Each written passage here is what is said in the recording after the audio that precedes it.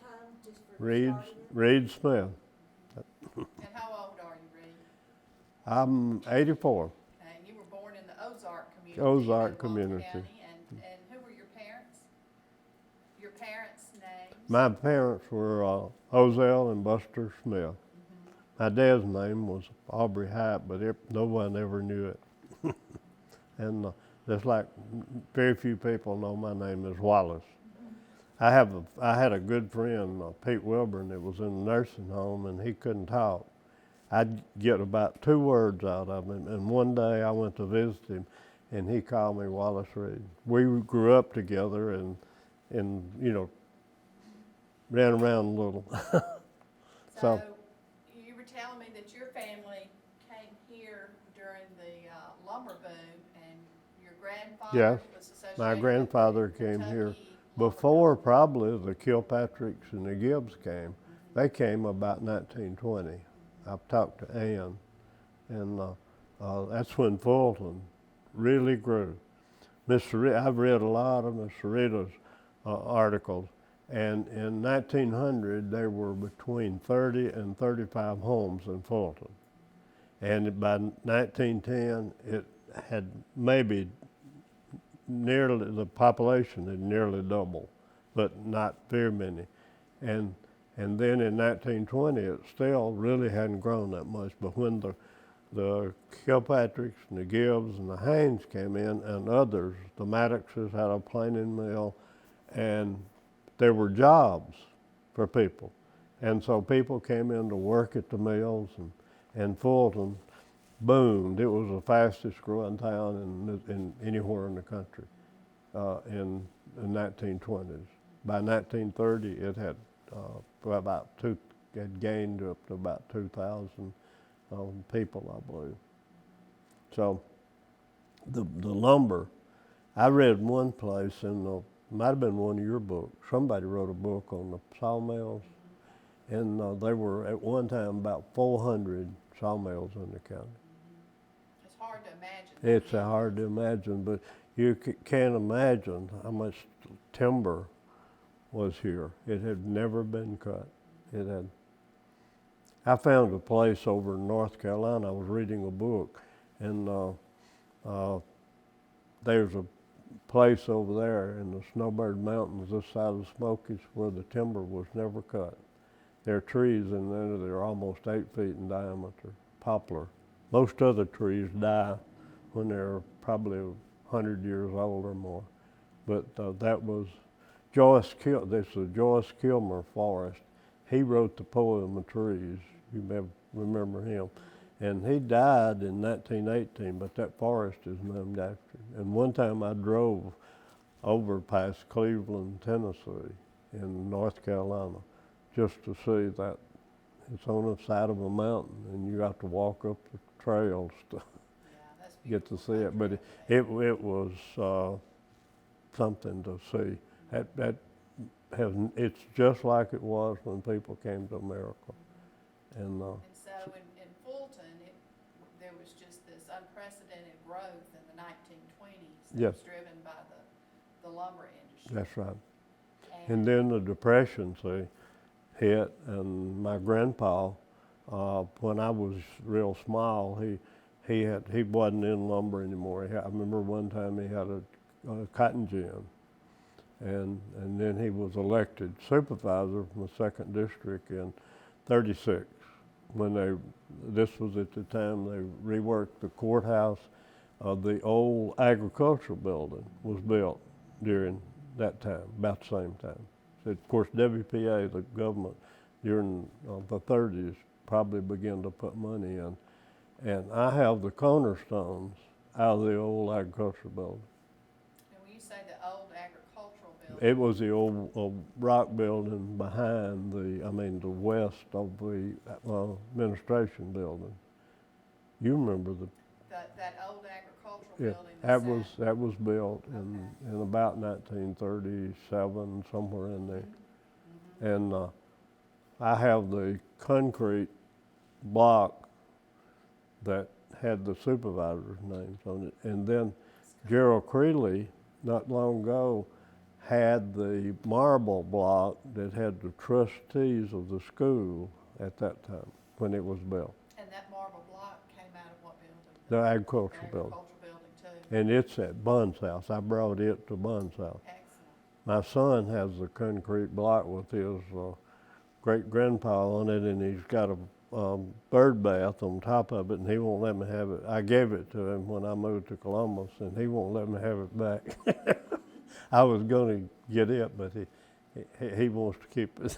That is Reid Smith on it. So you went to school in the Houston community? I went first to Ozark. It was an old two-story building, and it was old. It had logs on the east side in case it came a storm, it would fall over.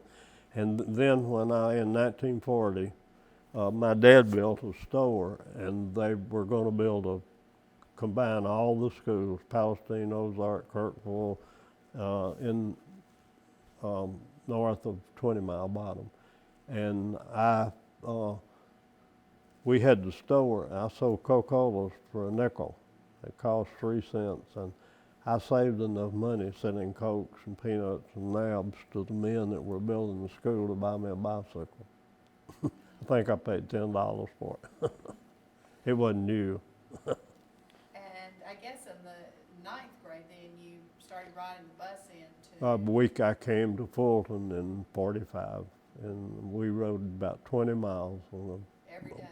Every day. Each way? And I rode that bus for 4 years, and then a year and a half to junior college. Did you ever have issues with flooding? Flooding? Trying to get through 20 Mile Bottom to get to Well, back then, the 20 Mile Bottom, the road, it had bridges built up about 3 feet above the road. And if it came a rain up around Baldwin, back up in the country, someone would call, and we got to go home early. If we would get, if the water was going to get over the road, we had to go home, get across that bottom. the 20 And Mile I've Bottom, and then, but you also had 20 miles. I've seen water come up in the first step of the school bus if we didn't get up there quick enough. And somebody would have to get out and walk in front of the bus to make sure we didn't run off in a hole. That everybody resented us getting out of school. When the reality was, it'd be pretty exciting. Yeah. Going through the flood waters. Got her. Yeah. Well, we most of the time got someone would keep up with it and call, and we very seldom had. I don't remember many times that we didn't, just drive across without getting in very much water, maybe just a little. And so who was the principal at the high school when you were there? Well, Mr. Rankin was there my first year and for the summer session. And who was Mr. And Mr. J.I. Rankin. J.I. Rankin. J.I. Rankin. And Mr. Sheffield was in service, and he came out of service. He had taught there and coached before. And he came between the two sessions. And when I was a sophomore, this would have been in 46 probably, somewhere around there. This is And Philip Sheffield. Philip Sheffield. President of He was a very good math teacher, and he was a good coach. And he was a wonderful schoolman. what did he coach? He had coached, I think, football before. I wasn't there then, but he didn't. He didn't coach after he came back. He started working to get the junior college, and he stayed gone a lot after the first year. And by 48, we didn't have anything but the old administration buildings and the two, wasn't but about 3 or 4 buildings on the campus. So they built an auditorium and a high school building attached to it, and a library, and then a fine arts building just north, all across the road from the old administration building. when I remember having classes in 48 in when I was in, I think it was junior, when I was a senior, I had classes in the high school building. And I had one. In the auditorium, we used, both high school and college used the auditorium there where you went to high school. Mm-hmm. And do you have any memories or recollections about integration? But we didn't have say Itawamba County only has about 10%, and most of the people that had worked, most of the colored people had worked for the lumber companies. Mr. Evans at Evergreen had a big lumber, and most of the people that were here that were black were well respected.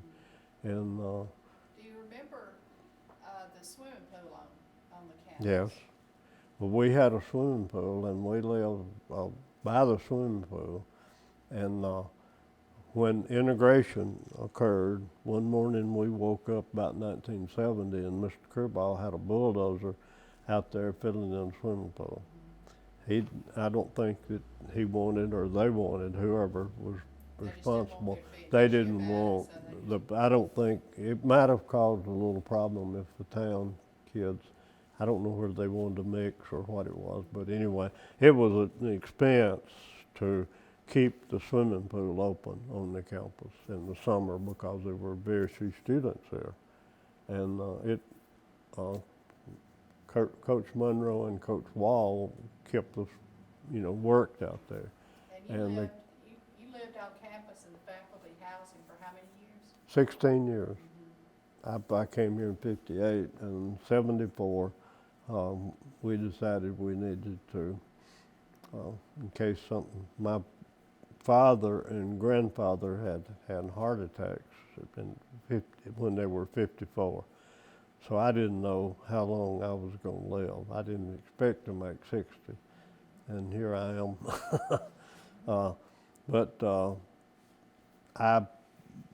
We wanted an own home, so we moved over to Pinehurst, which is east of Trinity Church and 25 over on. These were the first houses that were built after the veterans came back from service. This was called Mortgage Hill. That's what they called it. Mr. Staub had built a house over there, and I think P.A. Martin probably got the land, and then he sold lots to different people like Mr. Ernest and Dr. Rather and Vic Broom, and P.A. had a house, and Ralph Carter.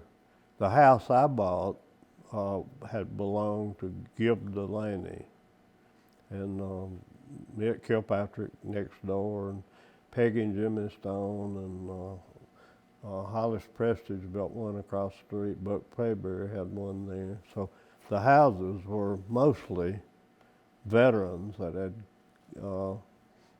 had come out of service and got veterans loans probably and built those houses. And this is how I got into my interest in homes in Fulton. And Miss Leary, Miss Marilyn, asked me one day, I go to Bun's house about one day a week and just play, and she asked me about who lived over there. And that night I got to thinking about, I knew most of the people in Fulton, even though I wasn't in Fulton very much until I started high school in 45. I didn't grow up in Fulton, and we were closer to Baldwin than we were Fulton, so I came to very seldom, even growing up, came to Fulton other than school. And I didn't sleep much at night because I was going around town trying to remember who lived where. So we had, someone gave us the census records for 1900 through 1930 to the Bun's house.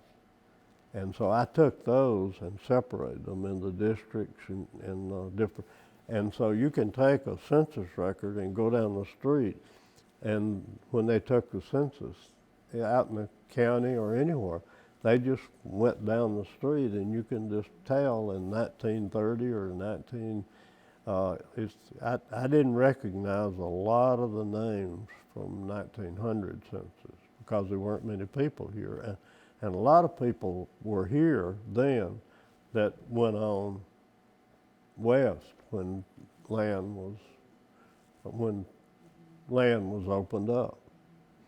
See, when people first came to this country, I've done a lot of reading, and when the Indians were made the treaty in the 30s, Andrew Jackson, and you read about the Trail of Tears, but before they could sell the land or before they could do anything with it, they had to survey it.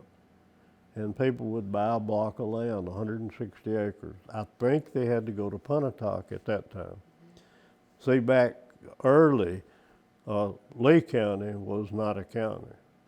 Pontotoc, Lee was made out of Itawamba and Pontotoc. Itawamba County went through Tupelo, I think. And Pontotoc, it took part of Pontotoc and part of Itawamba after populations increased, I guess. But in the beginning, you went to Pontotoc, and the people that had influence got the best land and got. I have read there were 3 men that bought the section, this part of the country where Fulton is, and they gave about 57 acres to the people that were in charge of the county to build for Fulton. And it was cut up into blocks, and Mr. Cummins and the Gaithers and different ones came in, and there was a Mr. Waggle that came in here probably first. He had a hotel, a saloon, and a livery stable down on the corner where Senator's Funeral Home used to be, on Clifton and Waggle, right there on the corner. And I've heard that he was killed and 2 other people were killed, and I don't know where it was, what happened, but his wife then, I think she was a Gaither, ran the hotel for a while.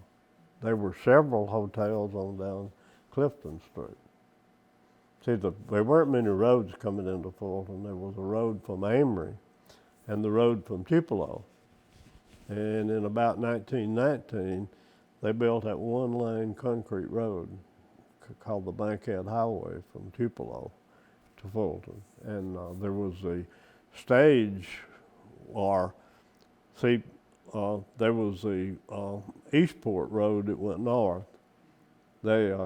You could come up the Tombigbee River to Cotton Gin Port, which is just south of Amory, and the Tennessee River, and they had used that road to transport and probably stagecoaches and everything. That was the Eastport Road. And then there was a road that went to Red Bay, Alabama. And then there was a road that was called the Russellville Road, which is probably where 78 is now. And I've read a good bit about this. Miss Sarita Green, she did a great. Did you know Miss Sarita? Yes, went to church with her. She was something. And but she is one of, my heroes. She was probably the county's first historian, you think? Yes, probably so. And I just accidentally got into genealogy and all this stuff. I didn't ever mean to, but once you get into it, you can't quit. You can't quit. I do. I draw circles. I've given you some of my circles, and I took Bob Franks' books on the Sheffield family. See, his grandmother was Sheffield, and he's got a book at the Bond's house. It took me 2 weeks to learn to read it, but it was the Sheffields, all the Sheffields, and they came in, and there were 3 different groups of them.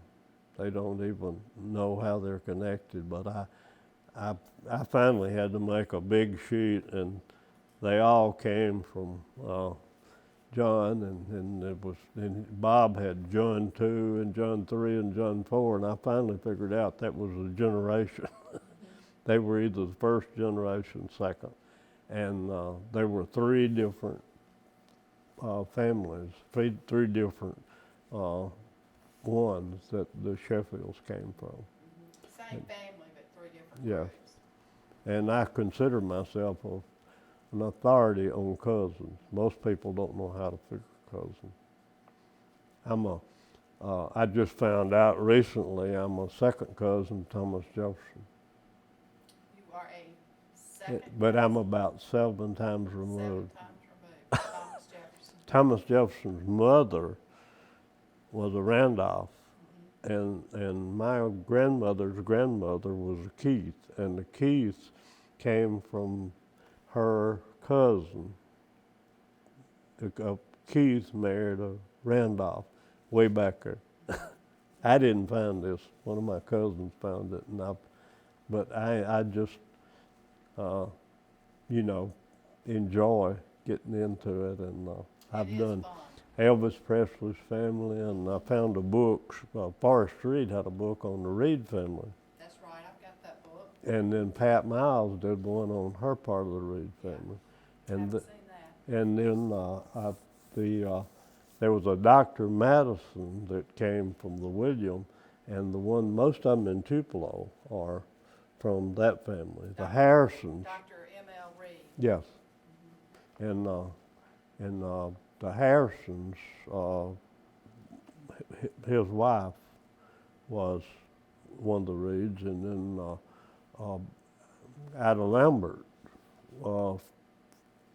came from Luther Reid, That's Butch but two Lambert's of them probably stayed in Itawamba County, but most of them went to Lee County. So back into Fulton, what about the businesses? Have you done? Okay, you're I- doing a compilation of homes. Is that what you're? Is that my Well, understanding? one thing, I have from Miss Sarita and different things, I have like the Gaither House. Pleasant Cates was in Tennessee, and for some reason after the Civil War probably he didn't, he wanted to move, and he must have been rather well off, and he came down and he built the Gaither home, and his son lived in it later, and then Mr. Will Gaither, Grady's father, got it, and then wound up with Grady and Massopa. And then his son-in-law, Baldridge, built the R House. And there was a Robinson down close on the corner, down close to Maddox Street, down Clifton, that lived in a house down there, and several doctors lived. I've heard 5 different doctors. I know one time Dr. Center lived in it. See, my grandmother was a cousin to Dr. Center. She came from the Center family. So I have a genealogy on all the Centers, and the Laneys and the Centers married into each family. Quite a few times. The Pretties, one of my ancestors, the Pretty that went to Texas, he had 4 daughters when he went to Texas, and 2 of them married Centers, and 2 of them married Delaney. Mm-hmm. And then the Johnsons north of Fulton, Mr. Henry Johnson. My mother came from all these, the Waddles. Mm-hmm. Some of them are Waddells, but they're all the same. They're all the same. I found Miss Dawes at Boonville, and I couldn't put it all together. And her health wasn't good, and I went up and visited her for about an hour one day, and she put it together. Mm-hmm. They all came out of South Carolina, right? Yes, the Waddles, my Hyatt family, that my grandmother was a Hyatt on my father's side, and they were around Greenville, South Carolina. And I was looking at them up one time, and I found the Waddles. And they were Waddles then. And but you know, Waddle probably didn't sound real good, and so they. But when the census taker, when you told them what your name was, that they just spelled it like it sounded. Phonetically. So some of them got to saying Waddell. I remember when Kirksey and George Waddle had the furniture company, Tupelo, the guy that announced on the radio, he called them Kirksey Waddell.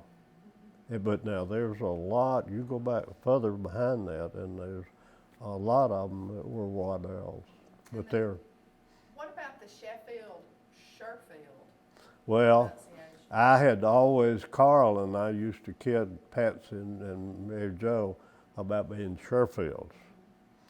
And in all my research, I have found one family that spelled it Sherfield. It was just if you from Itawamba County, you don't, I call Mantachi, Muntachi. People, I mean, I've always heard that. Marietta is Mayetter. I mean, and Sherfield, they just said Sherfield. They didn't. And I found one family, but something amusing happened about a month or two ago. I was coming down North Gloucester, and I saw a car tag. And I didn't see who was in it, but the tag had Sherfield on it.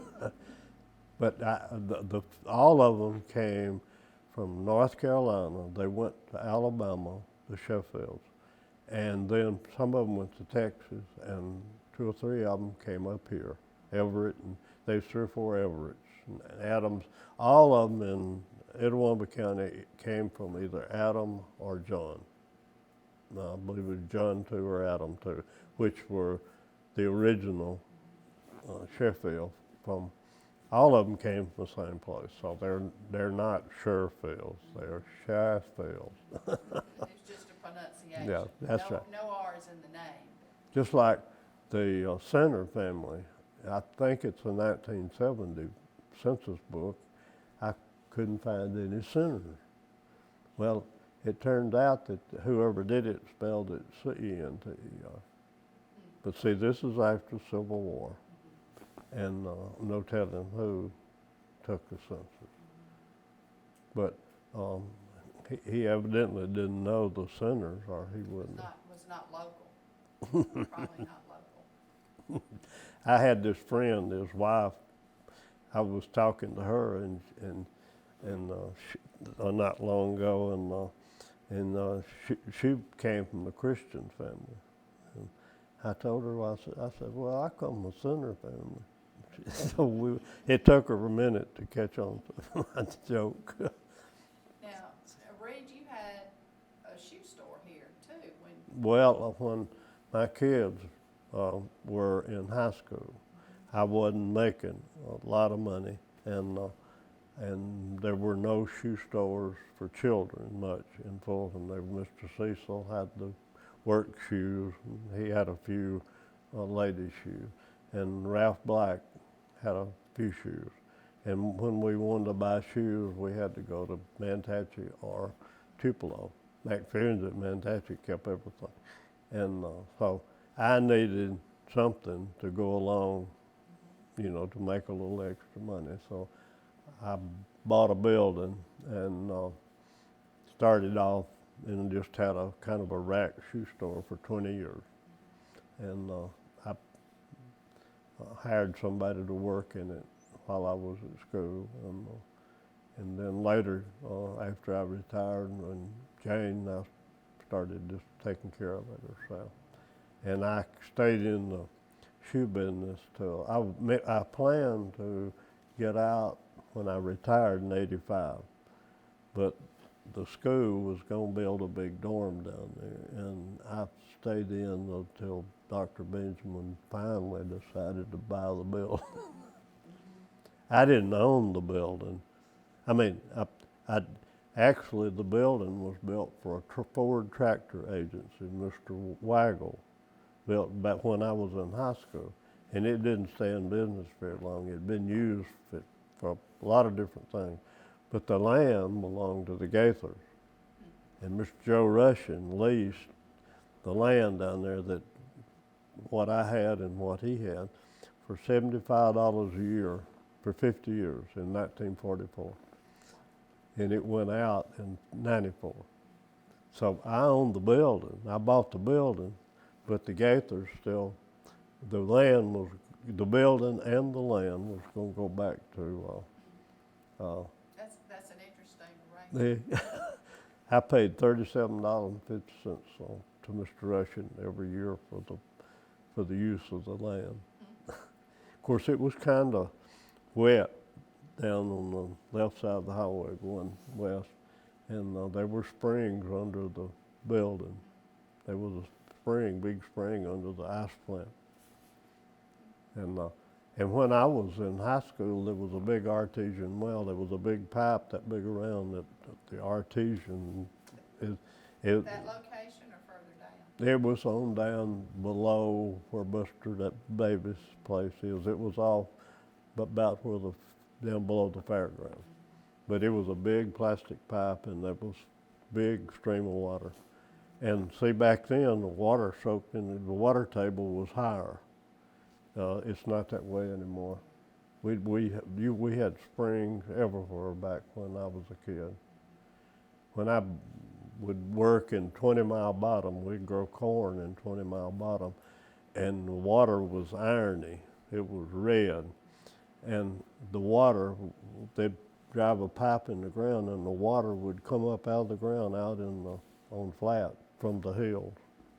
Of course, there was a lot of trees originally, and the water soaked in the ground. Later, when people farmed and the water ran off, and it didn't, the water table went down. Well, it is, I appreciate your stopping by Okay. today, but it's 12:30, and I know these ladies need to get some lunch, and you probably Hope do I too. hadn't bored